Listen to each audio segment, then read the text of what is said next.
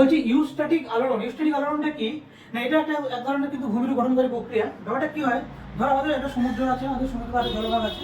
এই জলভাগটা দেখতে পাচ্ছি আমরা, কোনো কারণে আমাদের ভূপৃষ্ঠ অভ্যন্তরে কোনো কারণে যদি একটা কোনো হঠাৎ করে ভূবিপর্যয় বা ভূচলন হয়, আমরা সেটা আস্তে আস্তে হতে পারে, ঠিক আছে, ধীরে ধীরে এই ভূপৃষ্ঠটা যদি কোনো কারণে উত্থান ঘটে, অর্থাৎ এই যে আমাদের আগের যে ভূমিরূপটা ছিল সেটা ধরে কোনো কারণে আয়তন যদি বৃদ্ধি পায়, তাহলে কি হবে, এর আগে যে জল ধারণ করার ক্ষমতা ছিল তাহলে এটা বেড়ে যাওয়ার কারণে জল ধারণ ক্ষমতা বেড়ে যাবে, তখন সমুদ্র পৃষ্ঠের যে আমাদের যে সমুদ্র পৃষ্ঠটা তার কিন্তু অবনমন ঘটবে, তখন জলটা কমে যাবে।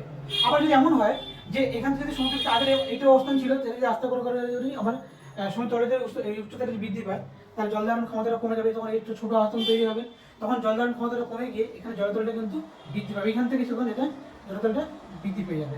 অর্থাৎ এই ধরনের যে অর্থাৎ সমুদ্র তলের তলদেশের পরিবর্তন কারণে আমাদের এই সমুদ্র পৃষ্ঠের যে উত্থান পতন, এটাকে আমরা বলে থাকি ইউস্ট্যাটিক চলন। তাহলে কি বললাম, সমুদ্র তলদেশের যে আকৃতি তার পরিবর্তনের কারণে সমুদ্র পৃষ্ঠের উত্থান পতন ঘটবে, এটাকে আমরা বলছি ইউস্ট্যাটিক চলন। ক্লিয়ার? এটা একটা এক ধরনের জেড আলোড়ন।